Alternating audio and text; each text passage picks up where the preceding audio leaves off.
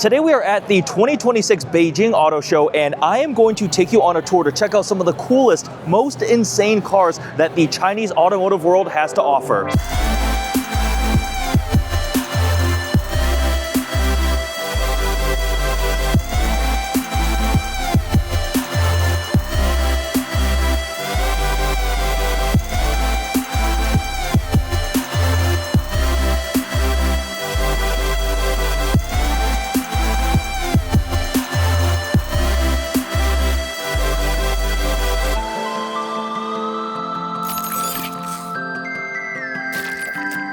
This show is absolutely insane. It is 380,000 square meters, like a dozen different halls, over 100 different manufacturers. I believe this is the largest auto show in the world now, like over 1,500 vehicles on display.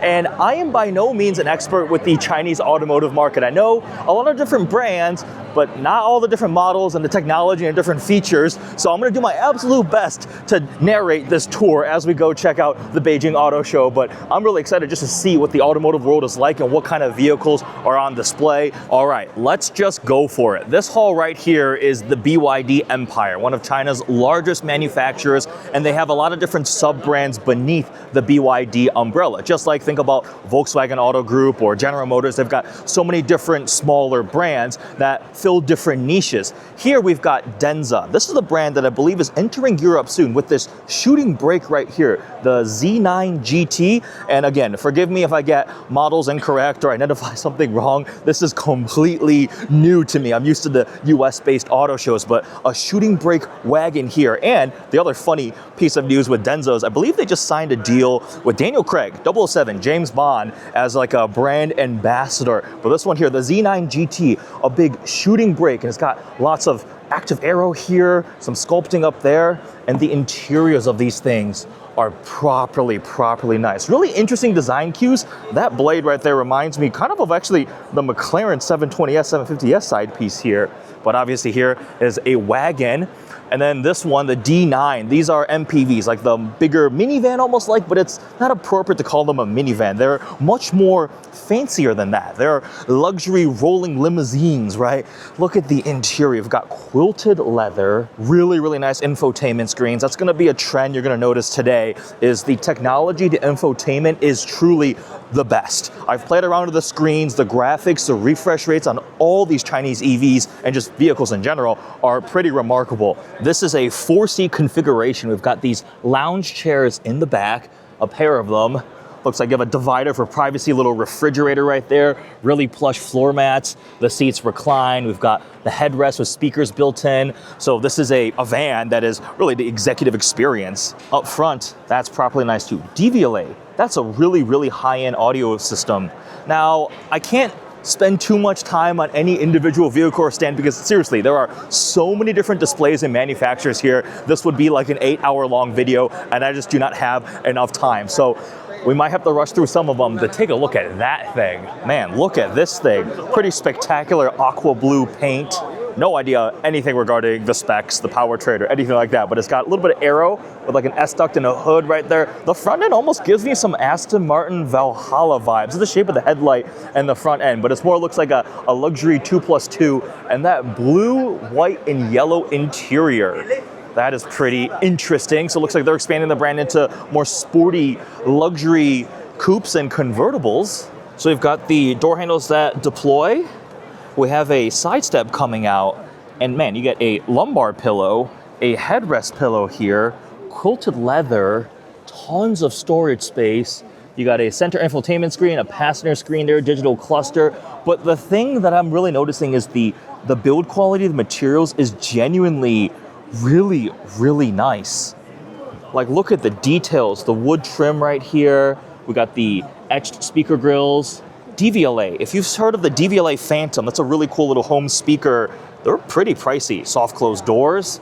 Man, this thing is seriously nice. A lot of them also have LiDAR humps on top. Now across from Denza, we have another brand in the BYD ecosystem, Fangchengbao. It's like leopard. Now this is the off-road, more rugged look, right? So you kind of get the Jeep Wrangler, Ford Bronco, or maybe more premium, a Land Rover Defender, or Mercedes G-Wagon kind of feel, very boxy looking. It's got matte finish paint, little extra wing mirrors up front on the top fenders here, but look at that, matte gold paint, and those wheels are absolutely wild. Those look aftermarket, like I said, like Avatr Brixton forged wheels, the big monoblock look. From a design standpoint, this thing actually gives me kind of Hummer EV vibes, right? Some of the creases and angles and cuts here around the wheel well, very squared off looking. You get the additional marker lights there, plenty of ground clearance. They've got this simulated off-road rock situation here to demonstrate the purpose of this vehicle. This is also a pretty large SUV. It looks to be a size up from something like a Land Rover Defender or a Lexus GX. Let's check out the rear. We have a full-size spare tire carrier here. And let's see, this open like here. Yep, swings open. Wow, that's a good amount of space. It's a 3-row. Third row is folded down right now. You also have the logo illuminated here on the carrier.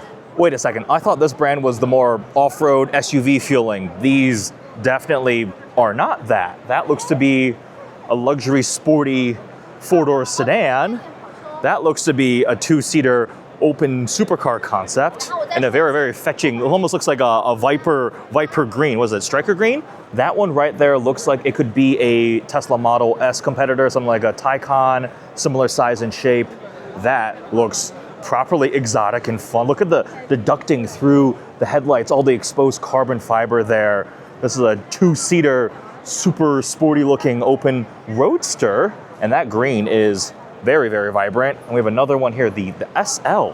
So I guess they're expanding the brands. I wonder how much crossover there is between the different brands. Like, you don't see Jeep building something like that, right? That wouldn't make any sense whatsoever, but maybe my understanding is incorrect. Taking a look at this brand right here, because they've got some new concepts on display. These definitely look like concepts, no interior, see it's all blacked out. You can't see through the windows, but that one, you do see the interior, pretty sporty looking carbon buckets, and it's asymmetric. You got green on one side and black on the other side. Quick peek at the interior. Really nice soft touch materials all along the door here.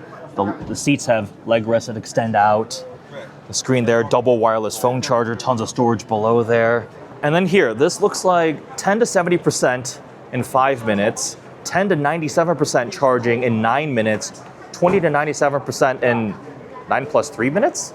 This has something to do with this is flash charging, even at minus 30 degrees Celsius. We've got a frozen Fangchengbao in here. Literally, that's legit. Like, that is actual ice. This is not simulated. That's an actual car in a frozen ice chamber. And even at minus 30, 5 minutes, ready in 5, full in 9, cold add 3. So maybe 3 more minutes if it's 30 degrees below to charge. But flash charging, they're working on expanding their network. So you see, ushering NEVs, new energy vehicles, into the flash charging era. And that's one of the biggest complaints with EVs, right? Oh, it takes too long to charge. I want to just go to a gas station. And they're showing that even if you live in the Arctic Circle, hey, this is applicable. I live in Michigan, right? So sometimes you come out to your car and it looks like this. It's straight up frozen.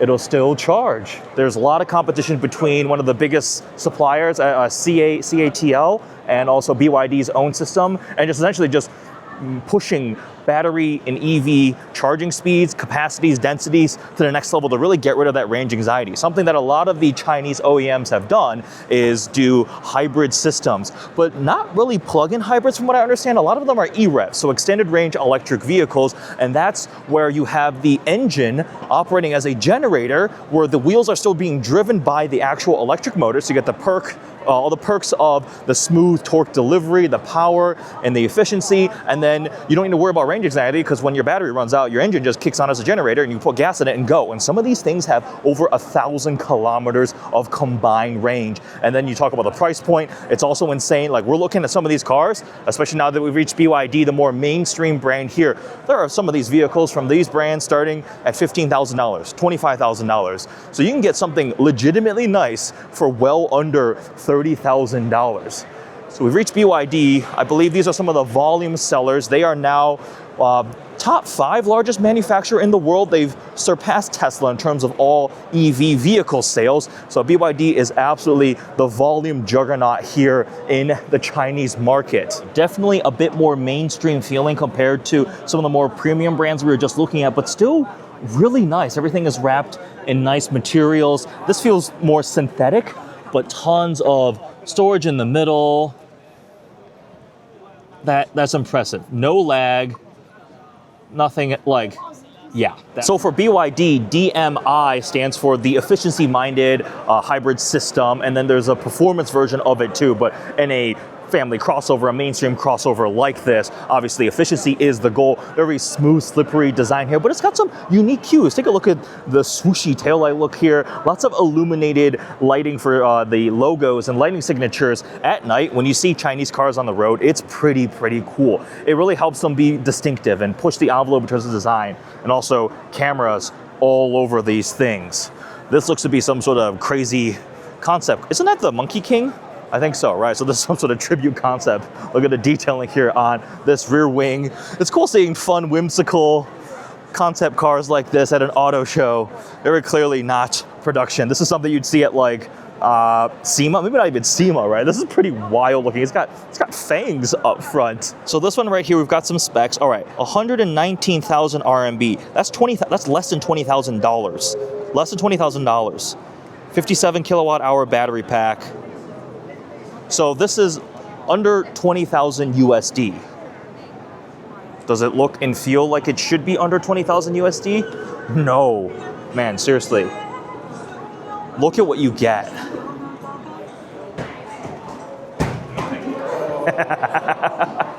This right here, we gotta go find that. The supercar that jumps.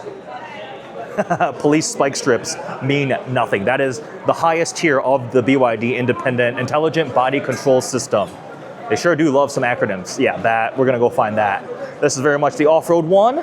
Such a range in vehicles. They've covered every niche, every corner of the market, every consumer need. When I was younger, I would come back to China to visit family. My grandparents, my aunts and uncles are in Qingdao. My family's originally from Qingdao. And you'd recognize the brands, right? You'd see Volkswagen, you'd see Buick, but the vehicles might have different models because they're region specific. Now when I come back, I don't even recognize the brands. I remember like 2 or 3 years ago, I came back and I'm just like, I don't even know what these logos are on the street. It's crazy how much has exploded here of the Chinese-made manufacturers, the number of different brands, the number of different vehicles. It has completely wrecked the foreign brands market share here, right? All these other OEMs, whether German, the European ones, the American brands, they have pretty much lost the Chinese market share, and that has put them in a bad financial situation because the Chinese vehicles being made, designed, assembled here are just cheaper, better, and I mean, they're just dominating. Oh my, that is a My Little Pony car. It's got wings, it's got a unicorn horn, and it is very fuzzy. That I have no words. Yangwang, that's how this brand is pronounced. This is the super high-end line for BYD, and we have their supercar. Man, that actually does look pretty spectacular. That lighting up front, super distinctive. We got the butterfly doors. There's a big wing out back. The U9 Extreme with an enormous full carbon top-mounted rear wing. We've got the butterfly doors. That interior looks properly supercar spaceship. Black with all the gold accents. Looks like larger brakes, stickier tires, and an absolutely ridiculous rear diffuser. Look at that carbon and the lighting signature out back. Wow, so this is their supercar essentially. Well over 1,000 horsepower if I recall correctly, and this is the one that can jump. It's got the independent hydraulic wheel control, go up on one wheel or like 3 wheels. It can jump like over obstacles, and I mean, that's a little bit of a gimmick, right? But the shark fin, the blade right down the middle of that rear wing with lighting on either side. And then the other side of the Yangwang lineup is here, the U8L. This is that crazy quad motor, all electric SUV L, long wheelbase, ridiculous lighting. I'm noticing a lot of blue aqua lighting accents, which I think in America is not allowed, but maybe it is here with the taillights here, the long wheelbase. And I think the regular one, this is the one that you would see that can, it can do tank turns, it can float through water, all sorts of crazy things. This is the halo flagship kind of brand where they're just pushing the limits. These are going to be substantially more expensive. I think these are maybe $150,000 US equivalent here. That is a lot of money, right? You got to be properly rich to be buying a car like that. So E4 right there refers to the quad motor system, independent wheel control, allowing you to do tank turns and all that kind of crazy stuff. And of course, it's over 1,000 horsepower because why not, right? Really distinctive, imposing front end styling with the lighting. You see the little kind of diamonds of light echo the look of the grille itself. That's the logo for the brand under the BYD umbrella. This is their flagship SUV. We've got multiple LiDAR clusters up top with the roof rack. Here's a sedan in their lineup, the U7. Wow. You even have a little illuminated logo here on the door handle. Oh wow, look at that puddle lamp down there. 4-seat configuration, the console through the middle of the screen. And then up front we see the lighting signature, how it ties in with the supercar over there. Yeah, that's pretty cool, the U7. Look at that front end, it's got twinkly star front grille. That's pretty cool. So Smart is not just little tiny smart cars. In China, I guess, they're doing way more. That is a lot of yellow interior. It says styled by Mercedes. Lots of screens. That actually looks pretty sporty and aggressive. It gives you kind of Mini Cooper vibes with a two-tone black and red, the matte black. Spartan Brabus. Little hot hatchback here. Wow, that is completely different from what we're used to seeing and thinking about with Smart, right? You think little smart cars, but look at these. Look at that blue one and this yellow one. Oh, the taillights too have the sparkly light effect, like the stars, the twinkling stars across the entire rear end. Man, and an active rear wing. Smart is doing things in China that I genuinely had no idea. This is more what you think of when you think about smart car, right? Although this one looks futuristic as heck. Looks like almost like a fashion accessory and or something you could drive on the moon. Look at those wheels. What are those? Those tires look like they're made of styrofoam. Legitimately, that looks like styrofoam. But oh man, the taillights are held in with little bungee cords. The gold smart car. And then we have another one here. The number 6 EHD with the wing matte black paint. A sporty four-door Smart with aero up front. Look at that. There's some aero channeling there. It's got a front wing. Man, I definitely did not think Smart was doing these kinds of things. The Ioniq V. So Ioniq is Hyundai's EV line, right? In America, we have the Ioniq 5, the 6, the 9, the V. I assume it's V, not Ioniq 5, because we already have a 5. But this thing is all angles. It's all triangles and angles in this matte rose gold finish here. Slight departure from the other Ioniqs in terms of the little square lighting design, right? This is very just angular. I mean, it's crazy how many different cuts there are across the body. We've got frameless windows here, and then the screen in front of the driver is all the way there. Instead, the infotainment screen is almost to the right with the passenger display. Got kind of a squashed steering wheel here. That's super cool to see. And the angle from up the roofline all the way up front, it is literally just a wedge. This show is absolutely insane. There are so many people, and it's media day right now. There are so many people. Look at this gold diamond kind of like cocoon looking thing.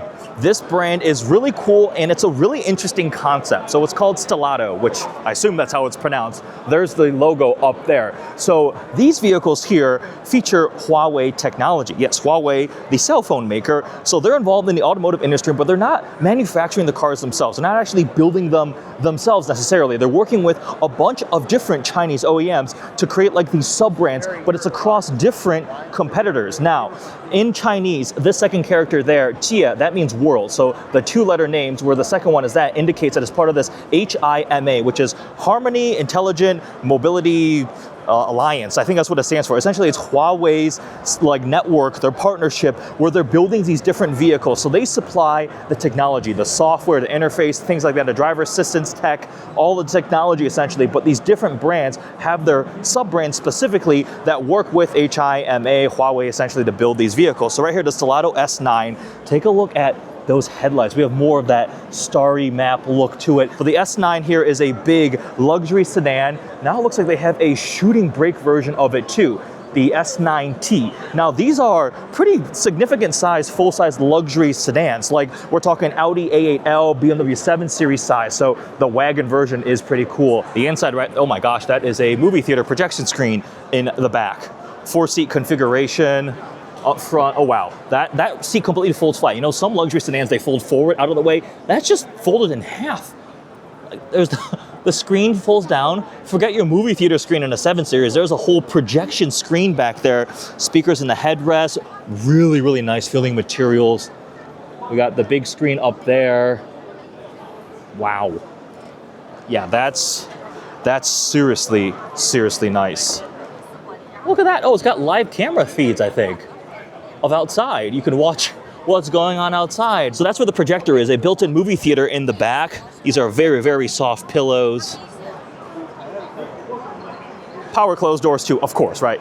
She just pressed the brake and the door closed. Dumping flowers out the side. The rose gold pink look. This is the wagon version too, S9T, the shooting brake. These seem to be getting popular, this body style. In America, for a while, wagons haven't been popular. The RS6 M5 Touring have brought those back, but these are like shooting brake, full length ones, kind of like the Genesis G90 wingback. I hope they build that. And I believe you buy them through like the Huawei stores, where you would buy a cell phone or like electronic things. Oh wow, this one doesn't even have a side view mirror. It's the camera setup instead. Another big van, MPV kind of vehicle. We've got the double seats back here that recline, all the comfort features, tons of space. This is from ArcFox. They've got something from the future. Look at that. It looks like the doors are almost woven. And what in the world are those brakes? It's got like a bubble canopy in front. Yeah, that's just a lounge. That's not a car. That's just transportation at this point, right? You got the screen on the other side. That's a fun concept. Follow me. Happy every day. You can leave encouraging messages on the back of your car and or angry ones if somebody's tailgating you or something. Concept car there.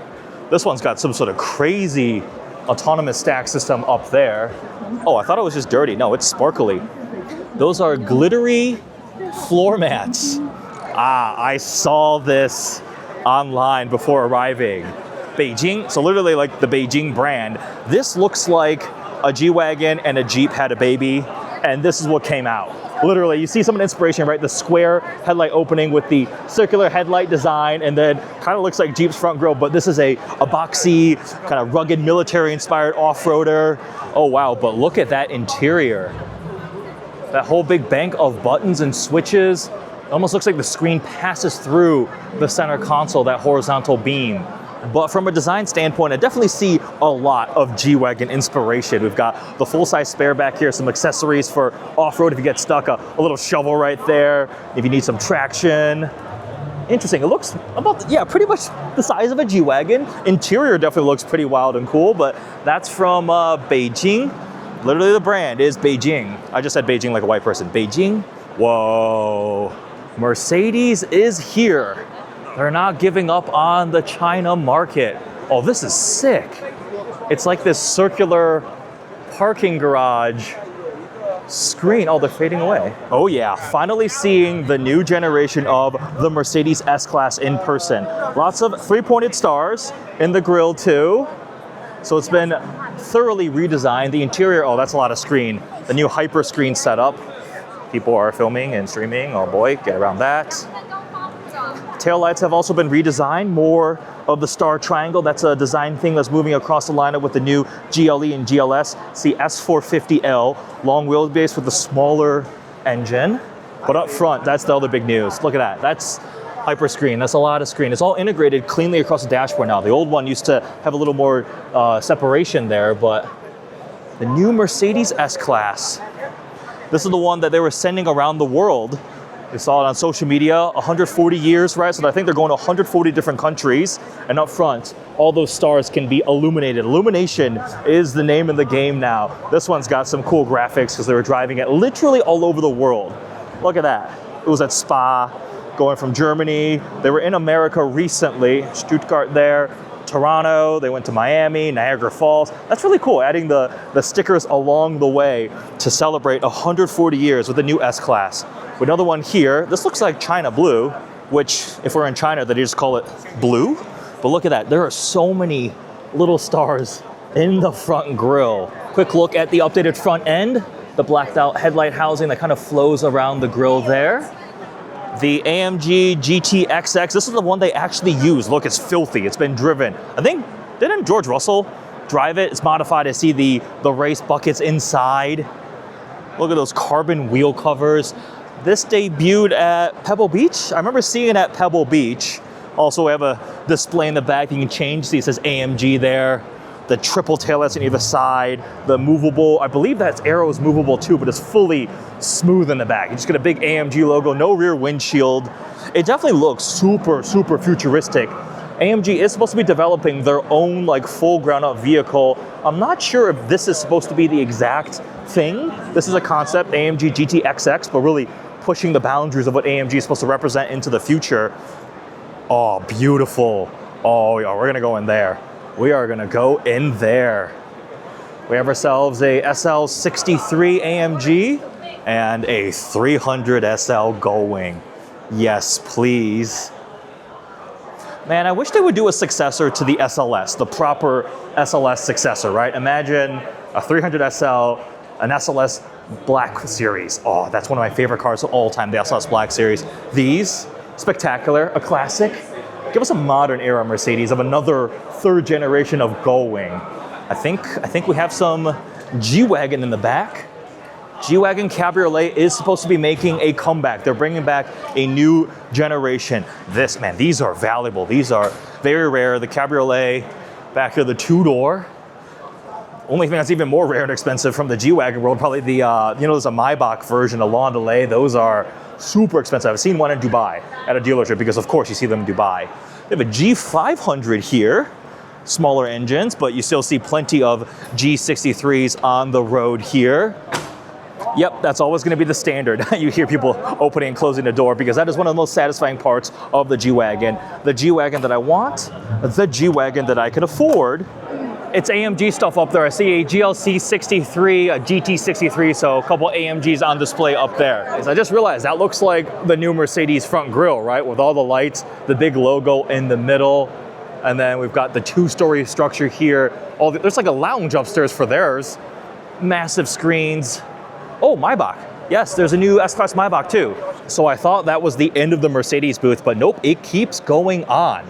Look at this, we've got some more historic models, S-Classes, and then Maybach. Can I go in, or is it like invite only? The updated refresh Mercedes Maybach S-Class, V12 under the hood continues, two-tone paint finish there, and lots of Maybach logos on that little front grille insert. Look at this. What is this called? The Pullman, the extended length one here. Quick peek at the front end, matching the look of the updated S-Class. You see a V12 badge up front. They want to make sure you know that you can still get a V12, and then all the little Maybach logos there in the front grille. That one back there is the, what is it called, the Night Edition or whatever, and you have the wheels of little Maybach logos just like on the previous GLS Maybach. Oh, this is back when Maybach used to be its own sub-brand, the 62. This is when they were properly competing with Bentley and Rolls-Royce. There was Mercedes shared stuff there, but this was its own distinct model and branding. It has now been rolled into Mercedes, right? It's a top tier trim of select Mercedes models. The S-Class is a Maybach, there's the GLS, and there's actually a SL 680 Maybach now. And then there have been a couple other low production run Maybach versions, like there's the G-Wagon Lawn Delay, there's the S650 Maybach, the S-Class convertible, but here the 62, there was also, what was the other one, the 57? And then do you remember the Maybach Exlero? Well, that was built for like a rap music video, I think, where there's a crazy two-door modified thing. But anyways, right here, a 62. Look how long this is. This is one properly long wheelbase limo. That door is enormous. This is like a Phantom competitor. This is huge. This makes the modern day S-Class Maybach look a little bit not as grandiose, and this definitely has much more of the presence, but this is really cool to see. It's been a long time since I've seen one of those things out. This makes the US auto shows feel so sad and disappointing in comparison. This really reminds me of like when I was growing up going to the Detroit Auto Show, but then times 100. This is huge, but I mean, just like look at the size of some of these displays, the vehicles bringing out historic vehicles, concept cars, new debuts. AITO is another brand that's part of that Huawei joint venture thing. You'll notice the logos are like a diamond shape, right? So this one here, the M9, the second letter there also is Tia for world. It's got a similar looking headlight design, but this one here is an SUV. These things look properly luxurious. We have this pixelated starry headlight design, the two-tone finish, the massive monoblock wheels. Oh, so AITO stands for Adding Intelligence to Auto. I thought it was just a word. I like the color combo on this one, a two-tone dark blue and a lighter blue. So this is a pretty large SUV here. This has got to be like Mercedes GLS sized here. And there's so many cameras. There's a little camera hiding right there. Tons of driver assistance tech. Oh my God, there are so many people. I just want to peek at the inside. There you go. Lots of tablets, lots of screens, LiDAR on top there. Oh my God, that is a lot of, are these people all like live streaming? This is a little bit, I'm a little overstimulated at the moment. This is insane, guys. Absolutely insane. Here's looks like a lower option one. This is also an M9, but you see much more normal looking wheels. It's got a ton of cameras pointing at the inside, so I'm not gonna stick my head in there right now. I mean, guys, look at this. Look at this interior. You got the movie screen up there, pillow, armrests for heating and cooled. What does this do? Was that the world's smallest cup holder? You're not fitting our giant American beverages in that, but a little hidden cup holder. Third row back here, nice leather, lumbar pillow, memory foam by the feel of it. Reclined seats back here. And then up front, we've got the deployable running boards. Even the driver gets a little pillow here. And then just screens on screens on screens. What is that little thing? It's not like a dash clock. Huawei sound. Oh, it uses Huawei sound system too? Wow. Wow. What would be the equivalent if Apple or Android, Google, did car software, design, like all that kind of stuff, driver assistance tech across a bunch of different automakers? So if Ford and Hyundai and Toyota all had a Ford sub-branded specialty vehicle, or sorry, Apple or Google sub-branded specialty vehicle, kind of crazy to think about, right? I think this is a new reveal, the M6, but look at these headlights. They're just straight up sparkly crystal. It's kind of mesmerizing to look at. Does that infotainment screen pivot? Do you see how it looks like it's on a hinge, angled towards the driver? And then there's like that's a little storage display case there on the passenger side. Here is NIO, one of the all-electric startup brands in China, and their display is huge. It starts all the way down there, 2 floors. There's like is that a DJ up there? There's a lounge, but we're here for the cars. So NIO has 3 brands within their umbrella. You have NIO, and then you have Firefly, which is the entry little one, and then I think the one in the middle is called Onvo. But NIO, actually, they're publicly traded. You can buy their stock in America. I've purchased their stock in the past before. And they're also available in Europe, and they're the ones who have the battery swap. Oh, is it being demonstrated right here? The battery swap technology. So it's been a minute. You see the count up. So she's talking about how the system is swapping a new battery in. So I think the old one's already been taken out, and they're preparing a new. Oh, you see, it's going up. That's rising up now. So battery swap technology, so you don't have to wait to charge your car. They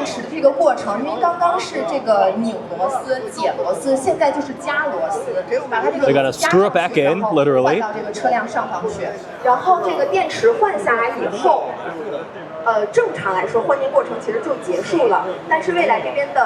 She's saying usually once the battery's swapped, it'll be done, but they'll do a full inspection to ensure that the swapped in batteries are safe and everything is good. So when you replace your battery with a different one, oh, it's done.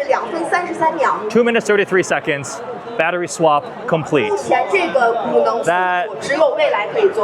That's only NIO. They're the only company that does it. I've actually seen one of these battery swap stations in Sweden. We were driving around Sweden and we saw it. It just looked like a garage, but it exists now, this technology. So you can literally pull up to the station, swap your drained battery, they'll put in a new one, charge it up, and you go in 2.5 minutes. That's cool. Here we have the ET9. I believe this is the new release for NIO, a big, swoopy hatchback car, sedan-ish thing. I'm struggling to describe it because it's actually kind of tall, right? Those wheels are massive, and it's got that hatchback roof line here. Honestly, the shape of it kind of reminds me of a curvier Cadillac Celestiq in terms of the size and magnitude and proportions. We have the two-tone finish, which always evokes like the really high-end luxury options there. Massive monoblock looking wheels.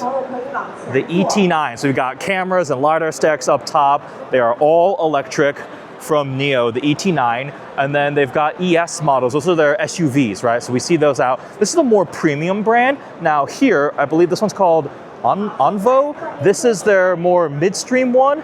See another little NFC logo right there, but still that interior. Whoa, so okay, no display in front, just an infotainment screen in the middle, very similar to Tesla style, but the materials and touch points, look at this wood. It's got almost like a leopard effect look on it. Headrest pillows, of course. Squircle steering wheel. This is much more the minimalism side, right? Minimalism. No buttons. Steering wheel's got some little toggles right here. At least you have stalks, but no climate control toggles or anything. So very much along the other EV themes. Plenty of space back here. This is a 3-row SUV. They've got some flowers back here. Whoa, that is deep. Holy crap. That just goes all the way down there. So I guess the battery pack doesn't extend that far back. That is actually a ton of space. That actually caught me off guard. And now we have Firefly. These are actually really fun. They look really cool, really quirky little city car vibes. Wait, that one over there is on treads. All right, one sec. This is their affordable entry-level line called Firefly. I think it's a pretty cool name, really cool branding. The 3 little circular lights right there. The rear lighting matches it too. I've seen a couple of these on the roads. That literally is Firefly in Chinese under the NIO umbrella. But look at this one. This is ready to conquer all terrains. Though those how functional? Actually, I'm not an expert on tank treads. What am I gonna say? But anyways, look at this thing. We got the bash bar on the back and straight up tank treads. Really funky, fun little different ones. We've got, looks like more aggressive, wider tires on this one and some crazy looking wrap design. Here's one that it's towing half of itself. A little picnic, right? Some fresh fruit, some flowers, some bread. Very charming. This looks like it's going for like the Italian Riviera vibes with the white steel wheels, the two-tone. This, yeah, kind of like, imagine like a Fiat 500-ish kind of feel, but instead make it Chinese EV. This is really cool. Whenever you see so many people around a vehicle that you can't even see the vehicle, you know it's probably very interesting. This is the ES9. Looks like they're full-size SUV. Almost every brand is releasing these big luxury SUVs. Headlights are all crystal. Man, look at that. It's like a BMW 7 Series headlight design and a very, very usable front trunk up here. Two-tone paint finish, very popular. And this thing is decent size. Like that's a full-size luxury SUV. Again, like a Mercedes GLS, Range Rover, a full-size Range Rover autobiography. My gosh, there are so many people around this thing. There's literally a line to get in this thing. I'm gonna stick my head in the back here to give you a preview of the interior. Look at the roof. We've got like this horizontal bar going across the middle with sunroofs on either side. Full suede headliner. So many display screens in the middle between the seats on either side. And then the little person, look at the thing on the dash. It's your little like friend assistant thing. It moves around. That's a NIO thing. That's so cool. ES9 is the really popular one. You see the ES8, a lot less people around these. More mainstream, a little smaller, a segment down, right? A smaller number, ES8 versus ES9. But still, on the inside, very nice. You see the little assistant thing right there? It swivels around. Whoa, what is happening? This is like NIO seeing Mercedes with their Maybach recovery mode and saying, that's cute. They are really showing off their level of suspension control. Full height, back and forth. It's reacting super quick.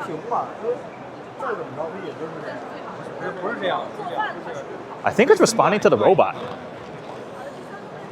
Wow, the amount it can just rock back and forth. It literally seems like Mercedes GLS recovery mode on steroids. It's looking at me. Hello. I wonder if I could speak English. So NIO as a brand is full electric. Some of the other manufacturers we were looking at have a lot of hybrid powertrains, extended range electric vehicles, plug-in hybrids, and so forth. But NIO is full EV. You can kind of think of them as the Tesla of China. All of their brands and vehicles are fully electric. And I think one of the coolest things is their battery swap technology. All right, now we have XPeng, Xiaopeng. That is another huge brand here in China. And this thing, the GX, that gives me Range Rover Sport vibes, right? That looks like a very smooth version of a Range Rover Sport, very sleek. Headlights are down here, this Blade DRL across, and that's the logo, it's an X. Also a brand that is very, very popular. I see these things all over the streets of China. And also on the inside, I'm struggling to find more unique distinctions. NIO had the little like assistant little face thing in the middle, but you see it's a big rectangular floating infotainment screen, wait, power closing doors. All right, anyways, I guess you didn't want to hear me talk anymore. It's a big floating infotainment screen, double wireless charging pads. They are looking very similar on the inside. They all have headrest pillows, very nice materials. On the outside, some of the brands are doing a better job of some visual differentiation. Whoa, this is a cool minivan looking thing. I think this is considered an actual minivan or also an MPV, the X9 Ultra. Zero gravity. Doesn't Nissan have that trademark? But heated, cooled, recline, leg rest will extend, big armrest with a wireless charging pad embedded. We have the pillows back here. And then you see up front, right? Kind of a squashed circular steering wheel, double wireless charging pads, storage underneath, big rectangular screen, some of an infotainment or a digital screen here, some don't. The materials are all so nice across all of these. Honestly, the build quality is really up there with some of the highest end brands I've seen, right? Just looking at them here at the auto show. I've sat in a bunch at the malls and just, being around China, and like the build quality feels properly solid, and they've got the details down really well. Not a lot of glossy piano black. I will say that, see, this is all soft touch material. I hate when it's covered in just shiny black plastic that attracts dust, fingerprints, dirt, everything, right? So that is a big differentiation I'm noticing. Now, some of these are much more higher end brands we're looking at, obviously, but even like the mainstream ones, the regular vehicles, they're nice on the inside. There's a little robot right here too, holding on to the infotainment screen. We've got some actual physical buttons on this one, drive mode, little dial right here, small little digital display screen. So the off-roady one has some more rugged controls on the inside. Back seats are all folded down. Wow, that's a lot of space, like a bed. And it also has like a big speaker across the middle with the sunroofs on either side, suede headliner, little Easter egg right here. It's like, gives me premium Jeep Defender vibes. All right, moving on. Gotta keep a move on. We have Luxeed right here with the R7. Very similar headlight design, overall shape to a couple of the other vehicles we've seen. Well, this one's like a big hatchback wagon-y kind of small crossover thing. Very nice metallic purple paint, purple over this tan. The kind of saddle terracotta brown interior is definitely popular. We've seen a lot of cars here with this color scheme. Big screen here, you do get a display way up front over there in front of the driver. Pretty small, squished Squircle steering wheel. And then this one here, they got the V9. That looks like a big premium flagship, big van-like thing. Wow, purple. This design looks properly wild. Those headlights are like glowing cut pieces. A big van shape. Look at the wheels. The wheels light up there, and then that one's got like an aero cover. Robot taxi with a giant gull-wing door, super spaceship aerodynamic rear design. Looks like waveforms back here. Wow, this is just a really crazy looking design. Is this like stuff that goes to the inside? What am I looking at right here? We've got a couch, lounge chair with furs. Is that a speaker? And then crystal champagne glasses? Oh my gosh, that's a living room on wheels. Yeah, I would happily do a cross-country road trip in the backseat of one of these things. That's nicer than my house on the inside. Dude, what? a 6x6 truck. The 6x6 modifying craze, well, this might be OEM, has reached China.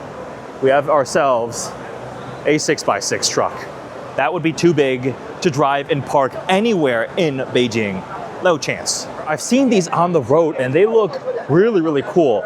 Really unique lighting signatures. This one's another like shooting brake thing. I think there's people here, they're like live streaming or something. It's kind of wild. There are so many people here with phones on tripods. But anyways, Avatr 06T, another shooting brake, little wagon kind of thing. There's a really cool angular front headlight design. Oh my gosh, what is that? Never mind, I lost my train of thought because I got distracted by this thing. The headrests appear to be made from bubble wrap. We've got rear hinge doors and an entirely clear canopy, an angular canopy from up front. Now this is a wild concept. John Cooper Works, although I think that's EV, we have reached some brands that I recognize. So Mini, subsidiary of BMW, but there should be a new i3 here. Really want to see that in person, a new class. Looks like they have some M cars on display here. We have the M2 CS, the G87 M2 CS. We have, oh, this is something we don't get in America, the wagon version of the G80 M3. Why can't we have this? We have the M5 Touareg, yes, absolutely, I'm very happy, but wagon M3, please. We have the new M5 here, the new X3 M50, race car? Race car, oh, V12. Isn't that related to the F1's V12? It's gotta be, the McLaren F1, right? Anyways, 24-hour Le Mans, that's cool to see. BMW i5, where's the new stuff? Where's the new class? Oh, there it is. Here's a new BMW 7 Series just debuted here in Beijing. We have gas and electric versions. This one here, the i7. Two-tone paint finish, refreshed design up front. The front end has been redone. The grille shape has been redone. You get those crystal-looking DRLs. I like this a lot more. The previous one, I was not a fan of the 7 Series look. This, I think, is vastly improved, and it works really well here with the two-tone paint finish. The rear end of the new 7 Series has also been redesigned. You see the taillights more match the new class design of the new iX3, the i3, the whole new design language. So this is a mid-cycle update, and the i7 is the electric version, right? I believe the electric motors now have some engineering development help from Rimac, the maker of essentially the craziest EV hypercars in the world, and obviously they have the Bugatti partnership. So the i7 is getting juiced up here. The interior also has those like trapezoid looking screens, so that's been refreshed on the inside. This one here is the gas version of the BMW 7 Series. So you can have it with a 6-cylinder. We'll be getting the V8 in America, as I think that would be an M60, but either electric or gas. I actually really, really like this new front end. I'm impressed. I cannot wait to drive the new 7 Series because big fan of the interior. The whole experience has been really, really nice. The tech integration, the interior design and things like that have been impressive. It's just the styling wasn't my favorite, but I think they fixed a lot of that. Here we go. The iX3, which we've seen, but over here, the new class BMW i3. I like that new styling a lot more than the previous generation. Now this is the all-electric version. We will be getting a gas version of the 3 Series, and there's a couple unique things for the China market. The door handles are going to be different. The actual physical pull door handles, I believe, even though they look like they're the touch ones, right? But they're not. They actually have to be physical ones, and I think they're also doing a long wheelbase, so there'll be an i3L. Now remember, i3 used to be that little city car thing. That was back when i8 and i3 were BMW's experimental i things, right? But now i is just electric, and this is the newest 3 Series. I'm a big fan of this styling. BMW, please build this. I think this is based off an 8 Series, but it's an example of like essentially coach building, right? Fully custom bodywork, interior touches, redesigned with the underpinnings of an existing car. But that definitely looks pretty spectacular. A 2-door shooting brake. I think this is a true shooting brake. Technically, shooting brakes are supposed to be 2-door with the massive amount of space back there. I've actually driven a shooting brake, the Aston Martin Vanquish Zagato. That was such a cool car, and this is very much along that theme, but the bespoke bodywork, That is a very beautiful vehicle. I thought I heard they might be doing an ultra limited run production, right? It's not going to be an actual production car. BMW concept, the Speed Top. Lotus here in China. Oh, John Player wonder if this is from Mouse Motors. I've seen one of these in Monterey Car Week in Chicago before. We have an Electra there. Looks like a tribute special edition. So Lotus has been Chinese owned. They have the Emira still with the supercharged V6. You can get it with a manual transmission or the Mercedes-AMG 2-liter Turbo 4. But then they have 3 different EVs. You have the Electra, which is the SUV, the Amaya, which we don't get in America, that's a sedan, and then the Avaya, which is the all-electric hypercar. But now they're adding a hybrid version here. So it's, I believe it's a range extender. So using the engine as a generator, still has a battery pack. So that's going to be more range and hopefully expand the sales of the Electra. Having spent time with the Electra Carbon, that's what we get here in America. It was the Electra R, now it's the Electra Carbon. These are absolutely insane. The interior, the design, the driving dynamics, the speed, it was staggering. The sound system, the KEF sound system is amazing. And here in China, look, you get the camera side view mirrors. Hello, right? This is not allowed in America, but here you can have just a camera here on the side, which is really cool. But the other big news is they're introducing it with a hybrid powertrain now. Everything else should stay largely the same, but having spent time with the Electra Carbon, I can say it's impressive. The challenge is the pricing, right? The Electra Carbon in America, the one I drove was like $260,000, which is too much. That is so much money. So this is the other major battery supplier here in China, and they brought a whole, can you even call that a drone? That's like a helicopter on steroids. How many rotors is that? This thing is huge. Look at the people for scale. Wow. Okay, so they supply a lot of different OEMs out here with their battery technology, their battery packs.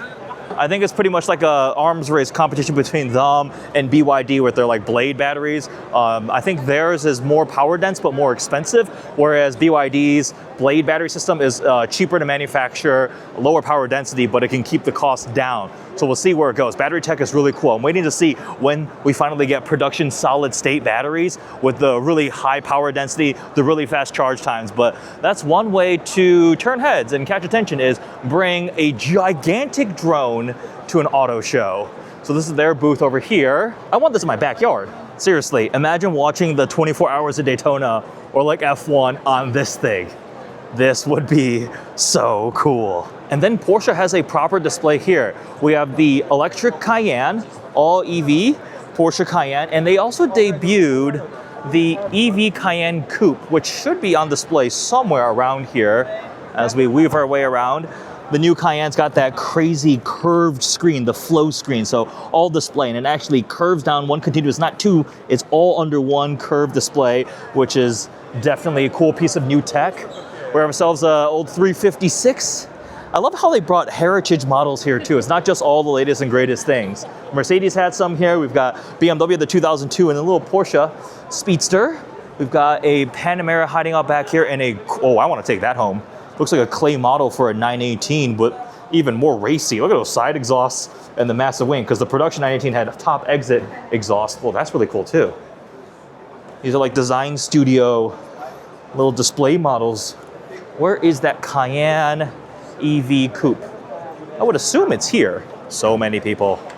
Dear God. We have the new 992.2 Turbo S, which is, as usual, insanely fast. And then they've got a bunch of customization options here along the walls. Paint to sample, demonstrated with key fobs. If you can name, I need PTS-RS here to name every single color. Does somebody ever try to steal one? Oh, you can pull them off. And then take a look.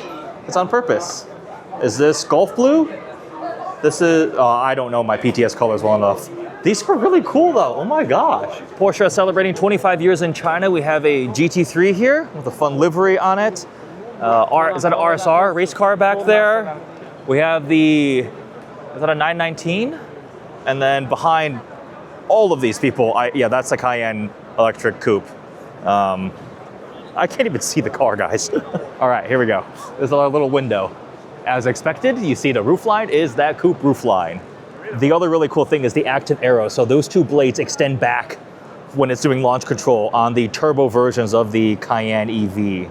The specs on this thing are crazy. All my friends who've driven it said it's mind-blowingly good. So looking forward to trying it out. Of course, Porsche making anything, they're gonna make sure it drives the best. Now, we need to wait for, when's Porsche gonna launch their hypercar, right? There's no 918 replacement. The P1, the LaFerrari have all been given replacements. You have the Ferrari F80, you have the McLaren W1, but Porsche, oh, I didn't even see up there. Is that a 917? Look up there, they've got some heritage cars, more race cars.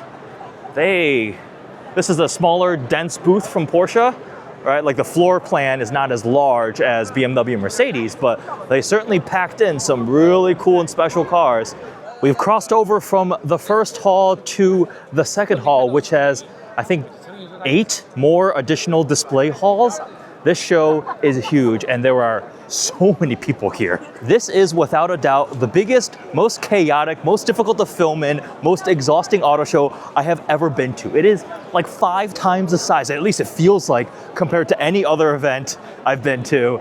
And the amount of people here at Media Day. I saw some of this, said it's like 23,000 media here, which I can feel it because it's like impossible to film. So I'm sorry if some of the shots aren't as clear with the cars. And also, my brain is fried, guys. I think I've been talking nonstop for 4 hours at this point. I trim it down, right, as we edit it. And also, I just don't know as much about these cars as I do when we're in America. If you've watched my Chicago Auto Show, LA Auto Show, New York Auto Show tours, I feel like I know a good amount about the cars. Here I'm just like, ooh, shiny.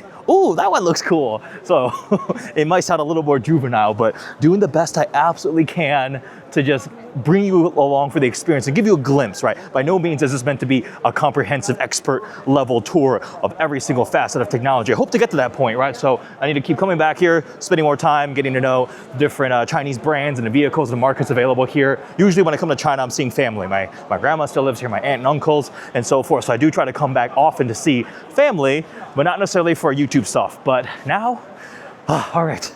We're gonna hit as many of these halls as we can because we don't have that much time left and there is still so much left to see. Like Xiaomi, I really wanna go check out Xiaomi. They've got some super cool cars. Finally, a brand that I am very familiar with, Cadillac, and they've got an F1 car on display front and center. They are the 11th team on the grid.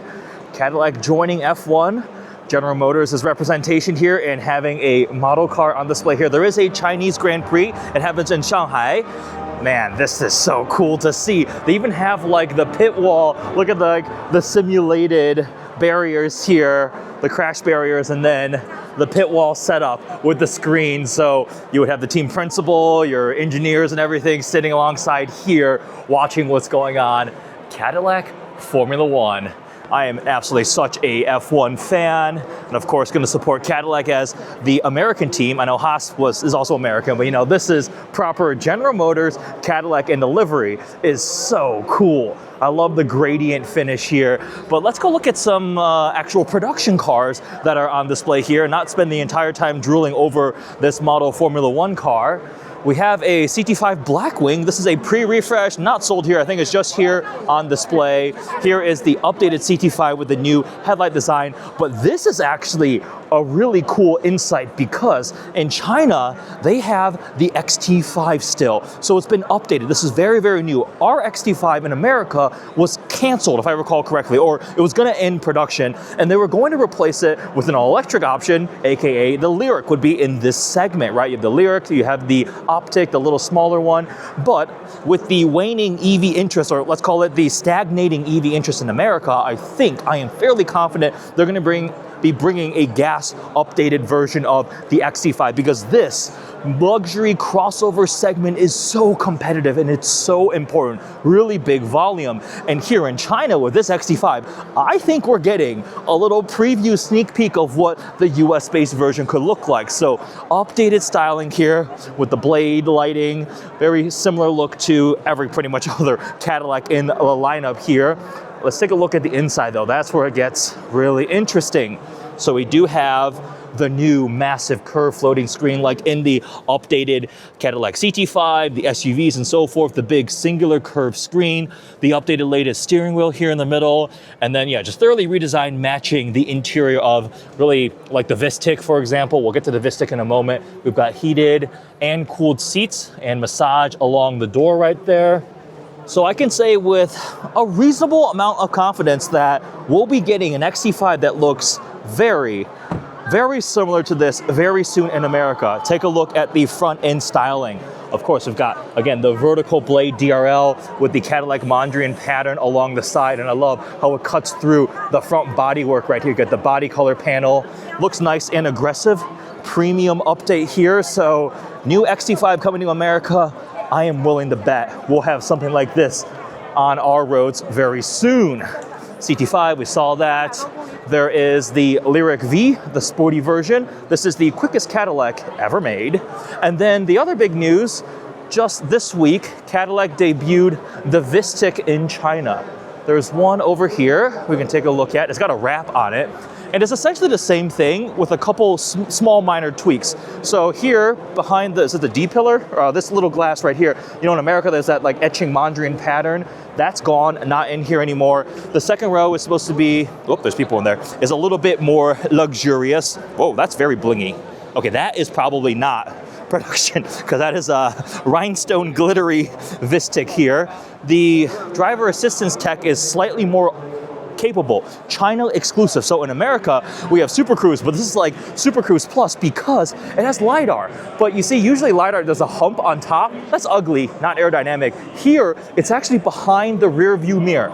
That right there is a LiDAR system integrated into the China market Cadillac Vistic that we don't get in America. The US-based Super Cruise systems do not have a LiDAR system right in there, which does give it more advanced capability. That is China-specific, one of their partners here. So slight little tweaks here for the Vistic. This is pretty much as big as they'll get here in China, I think. The Escalade IQ would just be too big. The thing is so heavy. It literally would not fit anywhere in any single parking structure. Like, it's not usable whatsoever. But the Vistic now, essentially a baby Escalade IQ, has reached the Chinese market. The wheels also aren't quite as big. They go up to, I believe, 22 inch. You get 23s in America. So Vistic is now available. Quick look at the Cadillac booth. They got the big screen up there, and I love the Formula One tie-in. Across from Cadillac, we have a company called Hongqi. Literally just means red flag. And apparently, I am not allowed up close inside next to the cars, apparently. But anyways, Hongqi, red flag, historically used to be like the Chinese Communist parties, like the government officials, the top Communist Party officials, their vehicles. So big, like flagship executive sedan. So think about Rolls-Royce, Bentley, but the Chinese version. So take a look at that sedan right there. Gives me kind of Bentley Mulsanne vibes, right? Massive long wheelbase. They also have the big SUV, but I think they're also expanding into more mainstream regular versions. This may be like the ultra luxury arm of Hongqi, because I've seen taxis. Like you call like a Uber, the Chinese equivalent of Uber, and they show up and it's a Hongqi. They have like regular sedans, but this must be the fancy still executive version. There's something back there that has some crazy looking lights. What is that? Look at the DRLs on that thing. It's like a cascade apron of like flower petals. The DRL's on that blue one right there. And then all the way in the back, there is something there that's got like these circular headlights. Ah, yes. Okay, so that must be the ultra exclusive Hongqi top tier executive vehicles. This SUV is absolutely enormous. Like, this thing is huge. Actually, this might make a Cullinan look like a toy. This is Escalade IQ sized. That is massive. I imagine they probably have like armored versions of them and stuff like that. But here is the more mainstream. These are the ones that I've seen as like taxis and regular vehicles. So pretty cool looking lights, and they've got the red line going right down the middle there. That's kind of one of their distinctive design cues. We have the EH7, and they have a drone with the red light in the middle. That looks kind of ominous. If that was chasing me at night, I would be scared. I would definitely be scared. So Audi has a rather unique strategy now in China. They've got two Audi brands. They've got the 4 rings and then the Audi 4 letters. Confusing? Yeah, a little bit. But first, take a look at this. Look at the historic heritage race cars we have on display at all the different booths. This is the Auto Union back then, right? Type C. Audi is also now in Formula One. They bought Sauber, so no more Kick Sauber Formula One team. Now it's just Audi F1. Now we have a SQ7 here. Oh man, twin turbo V8 would be pricey to buy here. So I'm pretty sure they still have that displacement tax, right? So 4-liter twin turbo V8 under the hood, RS6 performance in Nardo gray, always spectacular. Still love these things here. Oh yeah, RS6 wagon. I am curious to see what they do for the next generation RS6. If you follow the trend, everything is downsizing, hybridization. Look at the new RS5, right? RS5, the sedan or the wagon, which unfortunately we're not getting in America, but that thing is a V6 hybrid and actually weighs pretty much as a twin turbo V8 powered RS6 performance. We have ourselves another SQ8 over here, the S5 Avant, but I want to see stuff that we don't get in America, which are not going to be the 4 rings Audi models. Oh, wait, what's back here? Clearly something interesting, if there's people. Oh, F1 simulator. They should have like an F1 model car too. Ah, yes, they do. Heck yeah. Here we go. The Revolut Audi Formula One car, a model here on display.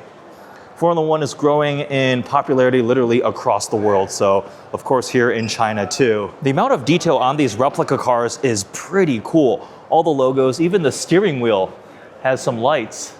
All right, so Audi 4 letters. Very interesting strategy. So essentially it's Chinese only EV platform cars. These gas versions you'll see in other markets in America and Europe, although they do long wheelbase versions. I saw a Q2L the other day, so a long wheelbase of the Audi Q2, but like the A5 long wheelbase because that's important. So from 4 rings of Audi, let's move our way over to 4 letters. It's over there in the corner, you see, that's the font, and they're just completely different. They don't resemble like the gas-powered 4 rings Audi vehicles. But the interesting thing is, obviously we have all electric Audis, the e-tron versions, right? This is a Q6L Sportback e-tron. You have the regular e-tron sedan, the RS e-tron GT, but the 4 letters Audi is like completely distinct. Look at that, totally different design language. And you have literally the Audi lettering spelled out, E7X. If you saw that, you'd be like, that's not Audi. Audis are A's and Q's and S and RS, right? But no, the E7X. Very rectangular face up front with the lighting. And that's the Audi font. This is so interesting. I remember the first time I saw one on the road, and I'm like, I think I saw one of these. Yeah, it was an E5 Sportback, a wagon. And I was like, what in the world is this Audi? Very, very confused, right? You're not gonna see any of the 4 rings branding, very different. That is screen on screen on screen. That is a full width screen. We have the side view cameras and the front end. Similar to that SUV up there with the Audi lettering that lights up in the front. That is completely different and very, very strange to see. I really don't see them expanding the strategy to other parts. Like, I don't think this would fly in Europe or in the US because Audi has so much history and heritage in those markets. But in China, when that's not as important, they had to pivot and do something like this to really essentially make the Chinese version of an Audi vehicle only in branding. Everything else seems to be completely unique and distinct. Look at the Audi lettering on the steering wheel, and then yeah, that's full screens all across. That little screen on the side is the side view camera. You can see right there, no side view mirrors, covered in cameras for full driver assistance tech and systems. And then even the rear Audi lettering there, lit up with the taillights, and these little triangles etched in all around. Really unique lighting signature for sure. Here's like about a this looks bigger, maybe a Q7-ish sized SUV, but it's not a Q7, it's a E7X. Still kind of wrapping my head around this, right? What would be an analogy? It would be as if, oh, they do still have Quattro. So is that the only tie-in between Audi 4 letters and Audi 4 rings? The Quattro badge right there? I don't think anything else is shared, is it? Yeah, like what will be the equivalent? BMW doing BMW, like the 3 letters as a company and not the little blue and white roundel? I don't know. So this logo is rather interesting because you see GM in the middle and then a bunch of other stuff around it, because it's one of their joint ventures working with local manufacturers to make vehicles that are more affordable, right? So these SUVs right here have a starting price under 150,000 RMB, so about 20,000 US dollars. They are plug-in hybrid, so you combine total range of over 1,200 kilometers, which is seriously impressive. And then at that price point, you're also getting a good amount of content. This interior is actually like pretty nice. I sat in these seats, they're pretty comfortable. Look at that, you get the big infotainment screen, you get some at least wood looking trim, heated, cooled seats, plenty of space too. Look at these second row seats. We've got captain's chairs here. Again, look at the price point, 20-something thousand dollars. That's crazy. And a third row that is actually usable. So this is what a lot of the manufacturers are starting to do now. Some of these joint ventures, building different vehicles locally and designing locally for the local market, because they have to be able to compete on price. In America, what do you get for 20 grand? Not this, I can say that. So one of these is under $10,000. It's got some iridescent paint on this thing too. Again, the same brand, you see the logo there. A little more quirky, fun interior. Gives me kind of like Fiat 500 vibes, but definitely much more practical and also way cheaper. This actually makes the Fiat 500e completely obsolete and uncompetitive, because that thing is like 30 grand and it's half the size of this thing. And this thing here, man, seriously, that's crazy. All right, so Buick in China has a very, very different perception and reputation compared to in America. But first, take a look at this concept. It's called the Electra, and this is absolutely wild. First of all, I don't see a windshield or any windows, but you do have the Buick logo up front, the Electra. This thing is crazy. I actually is at the front or the back? Well, the logo's up there, so that has to be the front. But this is ridiculous looking.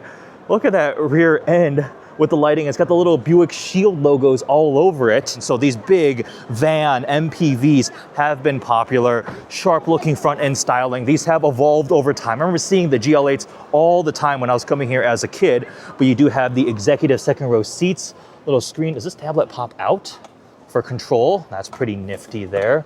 It's got like a coat hanger for your suit, because they know fancy executives sit back here, and the white leather reclining seats. A screen just hid away over there. And then up front, oh man, that is screens on screens on screens, and flowers. It looks like there's a flower pot in your Buick GL8. But this is seriously nice. This will not sell in America, but I think it'd be cool if they offered something like this in America, because you also get practicality back here, third row if you need it, or you have the 2 reclining luxury couches in the back. So this is competing against some of those other big MPVs we saw. Toyota has the Alphard, and then there's a bunch of letters and numbers. I've forgotten some of them. What else does Buick have here? Electra in Casa, this Electra concept, and this one is Electra. I'm being educated. Sedan. So Electra is a sub-brand in Buick. So this one's actually the, wait, what's this van called again? In Casa. In Casa, so not the GL8. Well, yeah, we call it in Casa in China. Okay, is it a GL8? Is the GL8 gone? No, well, okay. It's premium. Oh, more premium I than see. GL8s, yeah. Okay, I see. So that's that right there. And then there's a sedan over there too. The Buick L7 made here in China. So in the US, Buick doesn't make cars anymore. Actually, GM pretty much does not make sedans anymore. But here, it is still a very, very popular segment. You can see that Buick front end styling. Remember the Wildcat concept, right? So that front end look, you can see the inspiration there. We also have some more of that little starry pattern in the headlight, but very distinctive look. And there's a LiDAR bump on top of it. And they do have the consistent Avenir branding for the more luxury look here. But Buick in China is not the same thing as Buick in America, as you can tell by some of the cars on display here. All right, we are almost essentially completely out of time. The show is ending soon, and we've got Honda here. This is the different new Honda logo. They dropped the outer, just leaving the H here in China. Again, very different, but you'll see a Civic looks largely the same, but that is something completely different. The Honda font looks different too. The S7? I don't even know what this is. It doesn't have side view mirrors though. It has a camera instead, and I can see myself in the side view camera. We have ourselves a MotoGP bike An Aston Martin F1 because they are now powered by Honda. And then we have a Honda Jet up there. Talk about variety and outboard marine engines. And of course, they've got cars. Yeah, they do a lawnmower over there. So yeah, Honda does a little bit of everything here. And then the Odyssey. My uncle has one of these. He drives literally an Odyssey that's smaller than the Odysseys we get in America. His is a hybrid. But yeah, this is literally what he drives right now. So I got picked up from the airport in a Honda Odyssey, but it is much smaller than the Odyssey and Sierra that we get in America. All right, continuing on, we have Ford. Ford has a booth here. We have ourselves a Ranger. There's a Ford Bronco with the doors off. Looks like a Heritage Pack Bronco over here. Do they have anything unique for this marketplace? I know, okay, so the Explorer looks different. The front end is very similar in terms of the lighting, but if we come around to the back, it has a completely different rear end. I remember when I used to work at Ford on the Edge program, when the Edge was still being made, there was the China market 3-row 7-seater. So slightly different interior with the extra screen here on the passenger side. Bronco will be cool to see on the roads here. Oh, that's different too. We also have the Edge L. Edge is now gone in America, but it's still continuing on in China. The long wheelbase Ford Edge. Wait a second. This interior is kind of wild. Look at those screens. The familiar Ford chime sound, but everything else is completely different. What in the world? Look at the second row seats. That's the nicest second row I've seen in any Ford ever. Seriously, we've got leg rests down here, armrest tables with wireless phone chargers. That is remarkable. The Ford Mondeo is still being built. These used to be called the Ford Fusion in America, but then they got rid of all cars. My dad actually had 2 Ford Fusions, so very familiar with those, but this is the China market specific one. It continues on. Have ourselves a Mustang over here, and that's a lot of lights. Oh my God. What is this? Mondeo Sport. This is like a lifted hatchback version of the Mondeo. And the inside, oh, it's an ST line. So ST line gives you the sporty touches, accents there on the seats, lots of screens across the interior. So it is cool to see some market-specific vehicles. That front end, that Bronco also is completely different looking up front. This is not the Broncos that we get in America. What is this China market Bronco? Look at that screen. Or is this a preview of the updated Bronco we're gonna be getting in America? Maybe.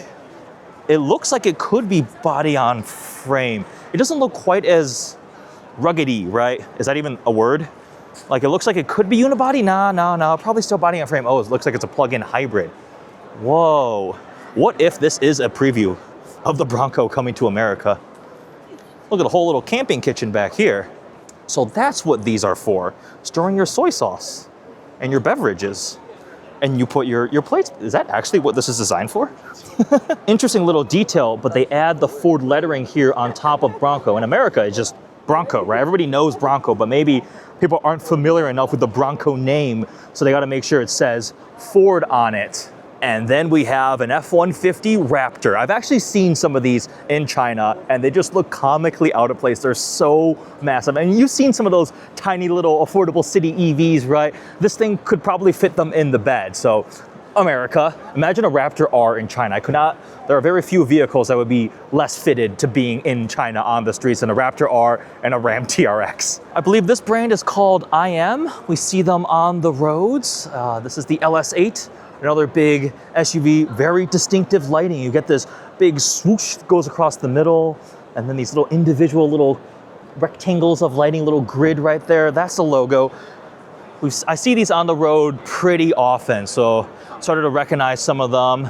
They've got their mid-size sedan over here. Some pretty sporty looking brakes and wheels and tires, actually. Is this a performance version?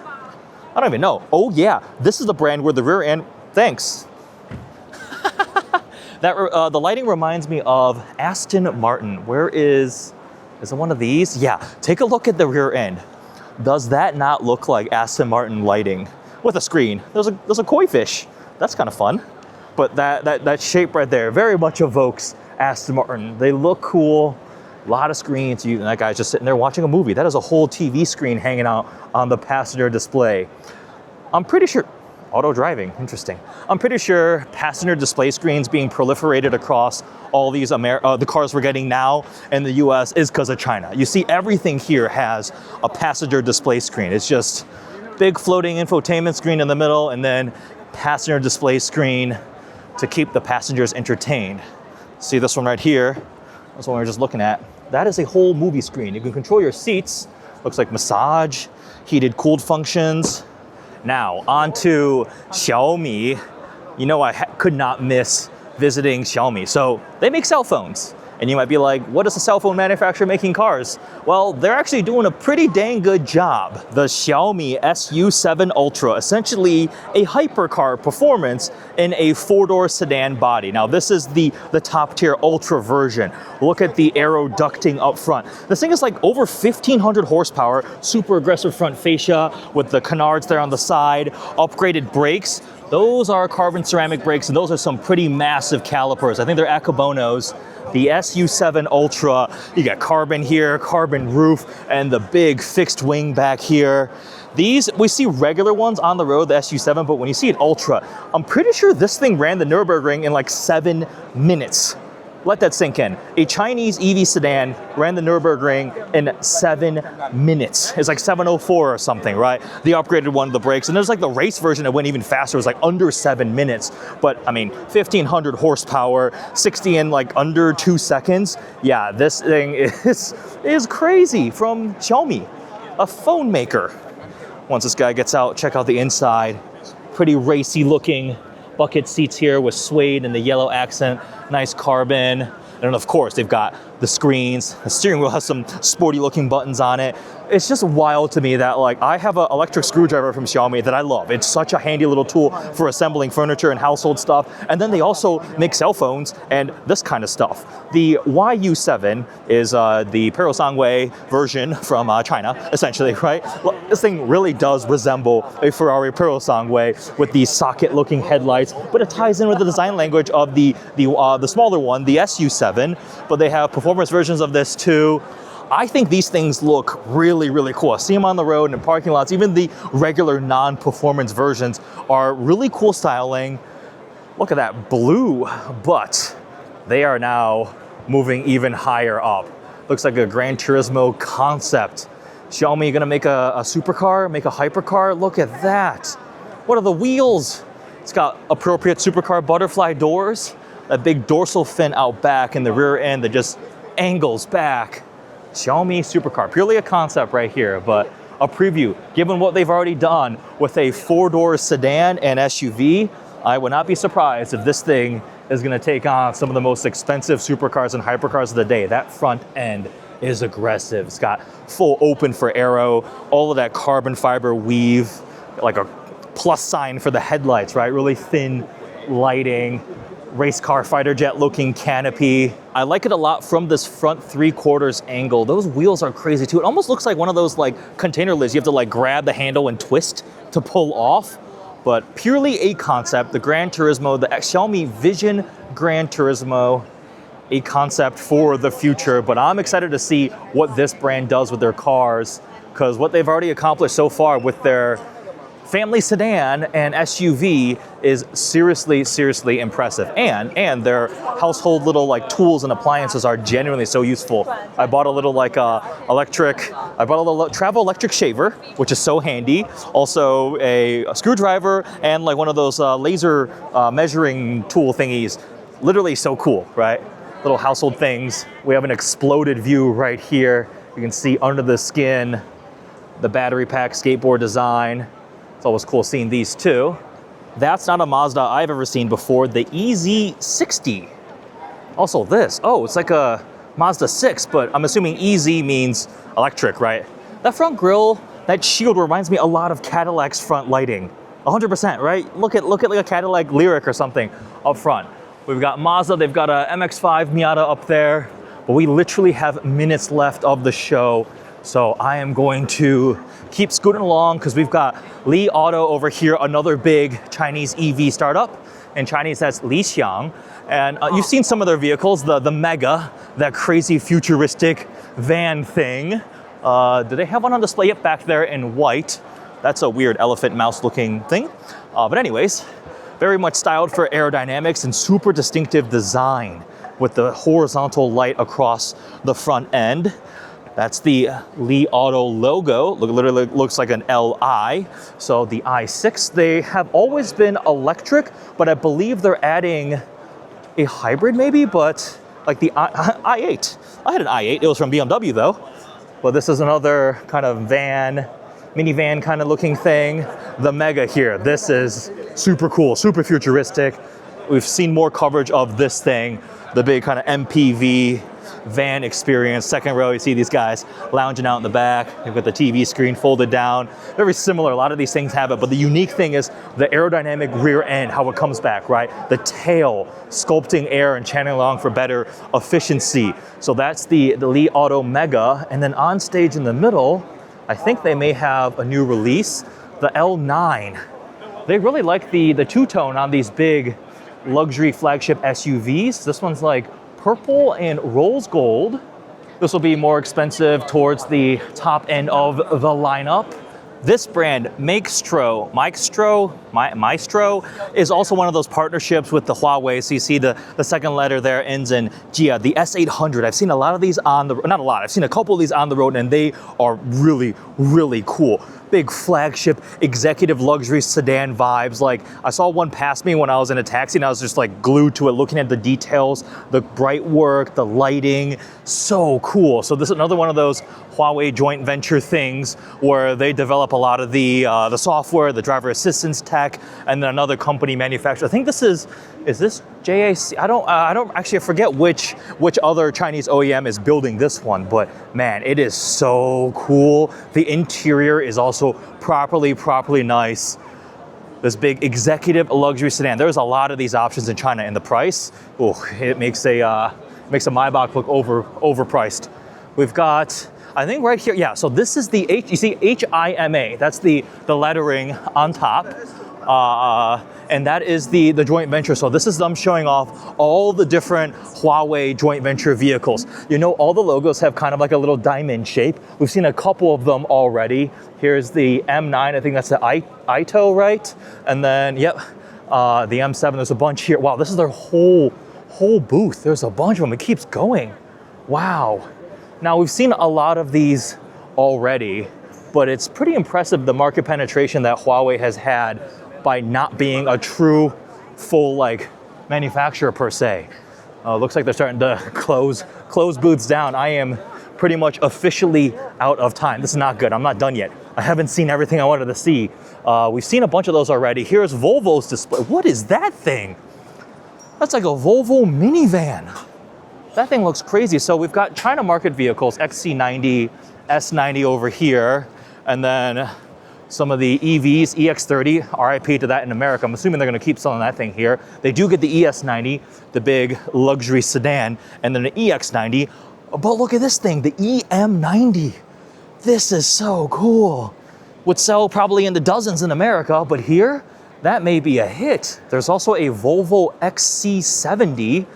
The Thor's hammer, the T-shaped DRL is different here. It's all one solid piece, whereas on a lot of like the EX models, it's the little individual rectangles here. Now remember, Volvo is Chinese owned now. Geely is the parent company. So Geely has a lot of different entities under their umbrella. They own Volvo, they have, well, they're Chinese brands like Zeekr and stuff like that. But then they also have Lotus. They have a part of Mercedes. It's kind of crazy how much they've been expanding. Tim Hortons? I'm gonna take a photo for my wife. Angel would love that. We've got a Tim Hortons stand here at the Beijing Auto Show. She's from Toronto, so she very much has a affinity for Tim Hortons. Leapmotor, I am pretty much out of time, and I already said that, so forgive me if I'm not spending more time checking these out. That thing looks like a Golf. The Lafa 5 Ultra? Kind of looks like a VW Golf GTI kind of thing. And this looks like the new McDonald's delivery. Oh my, that is very, very McDonald's. It's cool how they have little display screens on the back. It's Tetris. You want to play Tetris in the back of your car. Mansory in China. We have a Cullinan Series 2. This is a, oh, that's the, isn't that a Zeekr? 8X? 9X? that's been Mansory-ified. Ferrari Purosangue, Mansory-ified. Urus has been, oh, is that the two-door? Yep, that's the, I think it's called the Pugnator or something. I actually kind of like that Cullinan Series 2. It's so over the top, right? Same thing with the Purosangue. It is now an Italian flag and it's got wings on wings on wings, and they got some vans in the back. Just look at the size of this Huawei booth. I don't think it's even fair to call it a booth. They built a whole structure.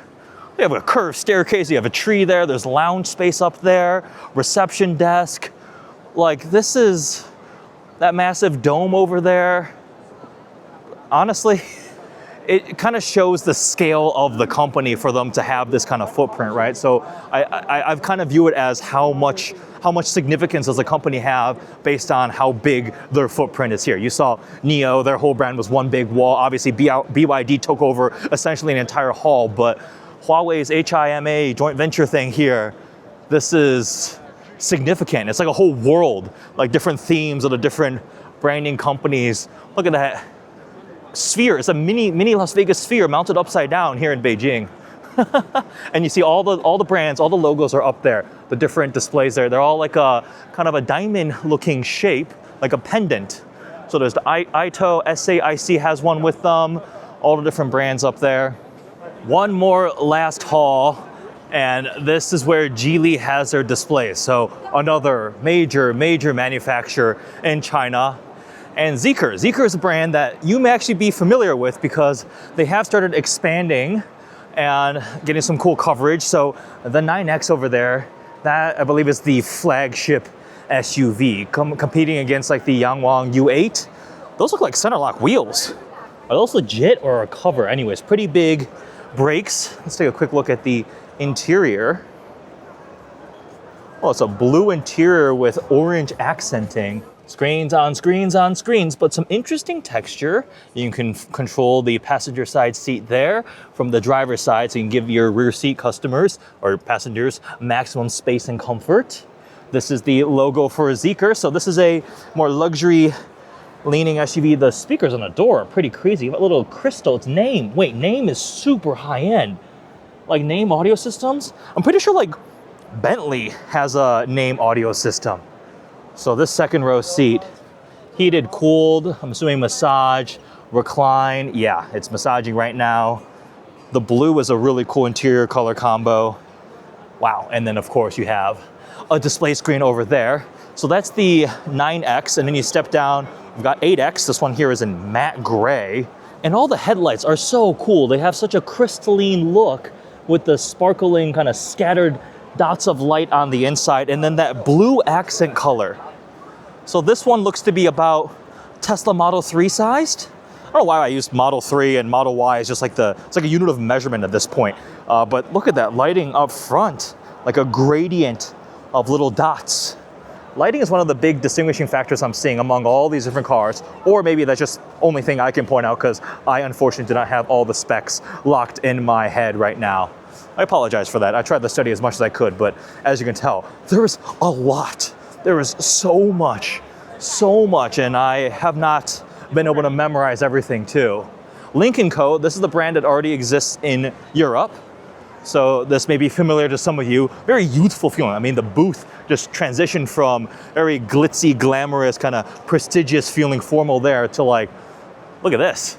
This is much more youthful, dark ambiance with the cool lighting. But Lynk Co has a performance vehicle. I think it's this one here, the FR version that's supposed to be crazy fast and powerful. It's got an active rear wing here on this one. The Sportback roofline too. Is this it? No, this is the 10. 10 watts. The Lynk Co 10. Quick peek at the inside. Some of this reminds me of the Lotus Electra. So I've spent a good amount of time with the Electra, which is actually probably the closest thing to a Chinese EV that I've like driven for multiple days at a time. Like that screen and some of the layout things, which does make sense with the family ownership from Geely. That lighting is very distinctive too. Well, that thing has an even bigger fixed rear wing, the 10 Plus. So we've got downforce. In case you weren't aware, this is downforce component for providing downforce on the back, the 10 Plus. You know, another really refreshing thing is seeing so many cars, so many sedans. We go to US shows and it's just crossovers and SUVs.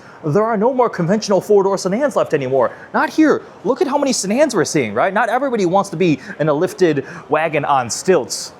Matte black on this one with more downforce components. Yes, very much so. This looks properly sporty on the inside. Those are very bolstered seats with the cutouts right there. Lots of suede. This must be the performance line. Very snug feeling cabin, just looking at it. And of course, red seat belts means sporty. Look at exhaust tips on this one. We've got vertically stacked, angled, circular quad exhaust tips. This is the TCR. So Elantra N is a TCR edition. I'm assuming this is probably in the same vein. We have the top mounted swan neck wing back here.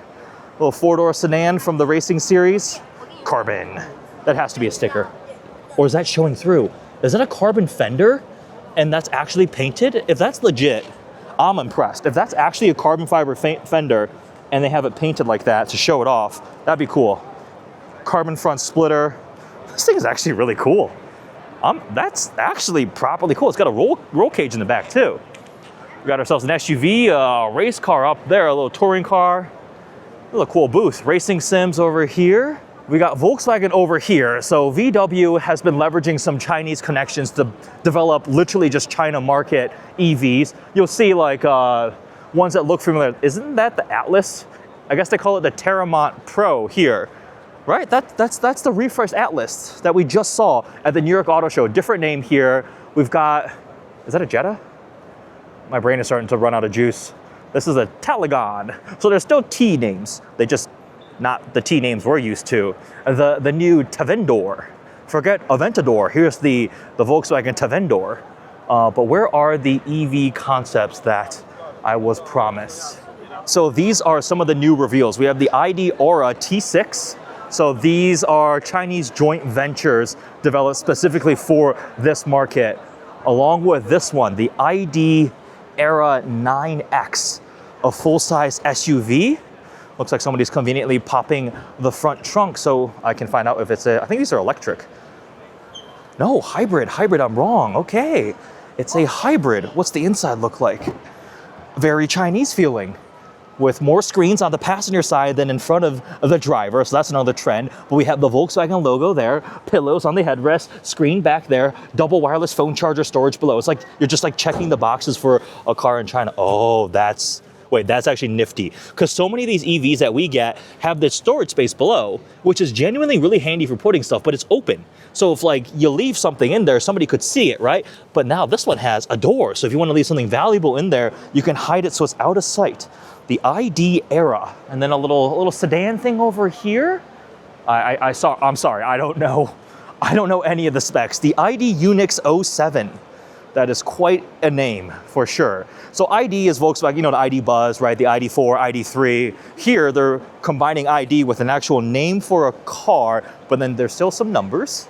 But the ID Era, this is actually kind of cool. The last haul, we have Great Wall Motors over here, and then another one of the Huawei family joint venture vehicles. You see the big logo up there. So we saw some of these on display over at the other Huawei booth. That kind of reminds me of the Taycan quite a bit, actually. Similar shape, size, and a lighting there, but a variety of vehicles. But I am running out of energy, and time.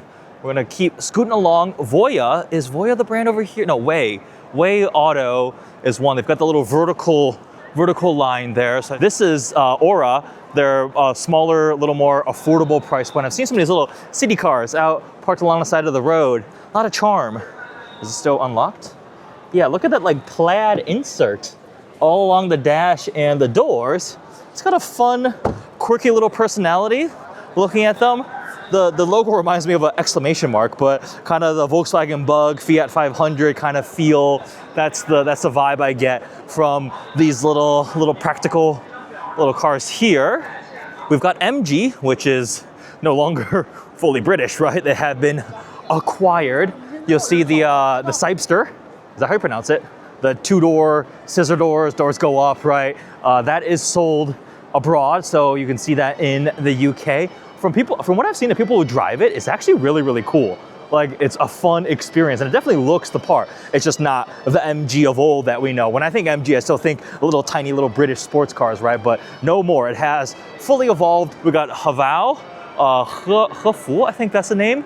It's a pretty mainstream brand. These look like some newer, more rugged looking SUVs, but I see those on the street all the time. They're definitely very affordable. Cars are being covered up. The show is indeed officially ending, but I wanted to make sure I made it over to check out Nissan and Infiniti before I left. I want to see what Nissan's like here in China, because that looks pretty cool. The N6, it looks to be about Ultima sized, but completely different styling. The interior is completely different too. Like these screens, that's nicer than the screens we get even in the latest generation Nissans in America. Like, wow, the graphics, just from back here, I can see the graphics look even more crisp and clear. We have the glowing Nissan lettering there in the rear taillight. We have the Tiana, even this is a two-tone finish, but look at that, the Toronto. Oh, that looks badass. If the Xterra comes back even 75% as cool as this thing, I will be a happy camper. Dude, that is sick. That is actually super cool. It's a PHEV, a concept. I like that a lot, actually. What else do we have? We have ourselves the NX8, a crossover here, and then urban SUV PHEV concept. This is so different from even Nissan in Japan. I've been to the Tokyo Mobility Show, the Japan Mobility Show in Tokyo, their auto show, and it was really cool seeing, I mean, it's Nissan's homeland, obviously, but these are some very different concepts. We got a Formula E car over there, a couple more conventional looking ones, but I want to see, there's a pickup truck over there. This looks like a proper mid-sized truck with a ton of accessories on it. This thing is sick. The Frontier Pro Dune Night Edition. Our Frontier doesn't look like this. That would be really cool if like we're just getting previews of what the future US versions are gonna look like here with these models. Oh wow. Oh, it's telling me it can't find the phone, the key or something. But look at that. Look at the bank of actual physical buttons. Oh my gosh. Yes, can we please have this as the new Frontier? All right, this is actually seriously awesome. Now the Frontier in America is it's pretty much a legacy model. It's getting pretty old, but there's some good sides of it. It's very simple, right? We have the naturally aspirated V6 under the hood. Everybody is going to turbocharge 4 cylinders or hybrid, but I mean, from the looks of it, the update, the modernness of this thing, I would love to see a Frontier for us updated to be more like this. Man, I think this thing would eat the Toyota Tacoma's lunch if it came to America like this. Now, I have no idea about the capabilities or anything like that, but this is pretty cool. All right, the Beijing Auto Show. What an event. It was enormous. I have never been to an auto show this big. I wonder if like the Geneva Motor Show at its peak, maybe it was like this scale, but this was enormous. Like I said, 380,000 square meters is a number they gave. It was like over 1,500 cars on display, 100 something, maybe 150 manufacturers. So many cars. Impressions, takeaways. There are just so many brands and vehicles that we don't even know about. We don't even see them. We've never even heard of some of these cars here. And they've got some really impressive innovations. Some aspects of the design are a little bit generic, and there's definitely some aspects where you look at it and goes, wait, that just looks like a copy and paste iteration of vehicle X, right? China, when they first started going, it's just a fact. They were not able to come up with unique creative designs, and a lot of stuff, like the jokes were there. They wrote themselves. It goes, oh, that's a Land Rover Defender or a Mercedes G-Wagon that they literally just like carbon copied. There were, at one point, I remember there was like a Range Rover Evoque knockoff, and you know, Land Rover, it was called Land Wind or something like that, Land Wing. Anyways, but now totally different. The marketplace has completely transformed here, and there's a couple of really big brands, but there's also so many smaller scattered brands. I feel like over maybe in the next 3 to 5 years, consolidation will be happening, and probably happening pretty quickly as smaller companies get acquired, swallowed up. But I'm also impressed with how many joint ventures there are. Lots of sharing of resources, design, things like that. China is definitely also starting to encroach upon the global marketplace. As a defensive measure, lots of companies have issued tariffs. We know about that, right? I didn't really spend that much time talking about the tariff situation, but we don't get any of these cars in America, really, because of the tariff situation in the ban, right? Because if they came genuinely, I think a lot of the legacy US, European, Japanese, Korean automakers would be in a lot of trouble, not only from a design, engineering, performance standpoint, but also just the base price. We're looking at vehicles here. Now, admittedly, they are in Chinese RMB, right, in yuan. Once you convert them over, right, if you were to directly pretend like you could just buy it for the exact same price in US dollars, there are dozens of choices for $10,000, $15,000, $20,000, $30,000 gets you a seriously nice vehicle. I just went to the New York Auto Show and did the coolest cars available for under $40,000. I tried to find every car I could in the US marketplace with a price that started with a 3. So 40 grand and under. There are maybe, I don't know, 15 to 20 choices, and a lot of them weren't that exciting or interesting, right? That's not the case here. And then when you go up to the higher tier, let's just say you want to spend $60,000.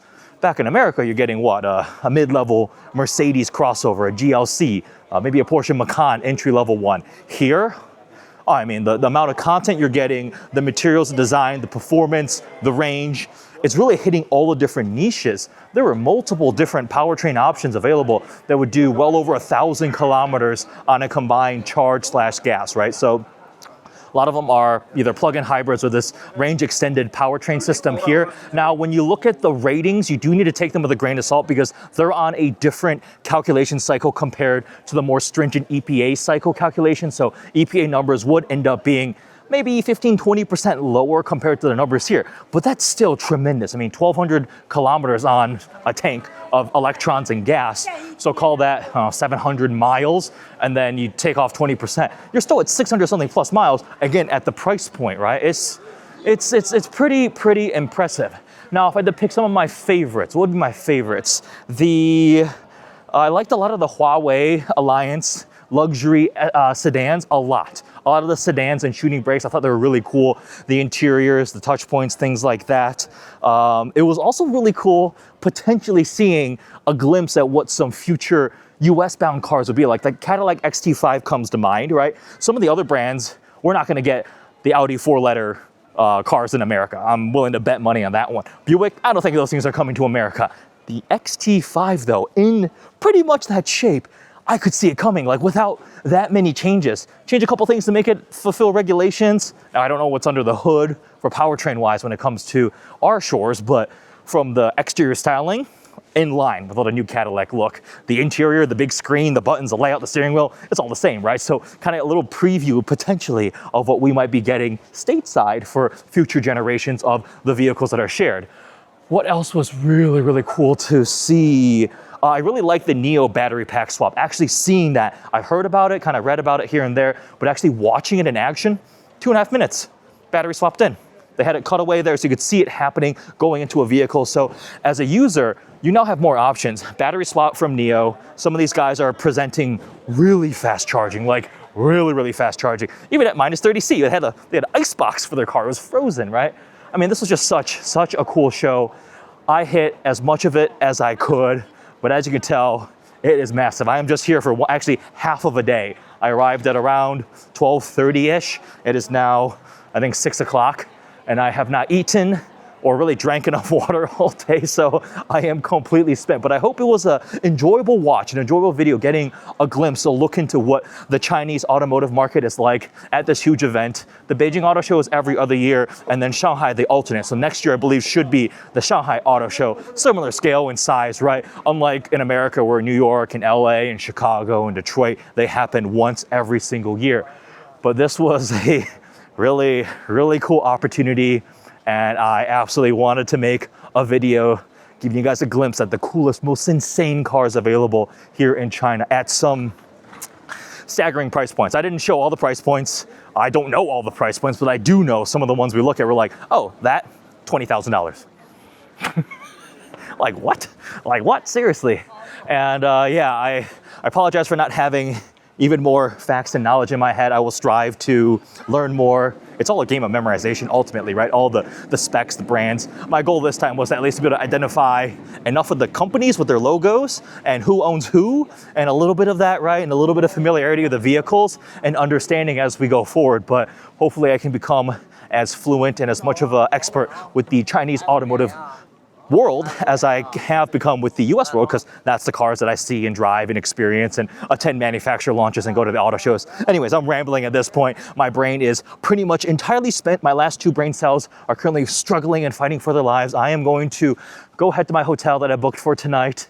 I've got a train back to my family's hometown tomorrow, and I need to go find some food, find some water, and edit this video. So I hope you guys enjoyed coming along on this auto show with me. Comment below what stood out to you. What was your favorite car that I showed right there? What do you guys think? What's your impression and takeaway after seeing this Beijing Auto Show? As always, thanks for watching. Yeah, I'm tired.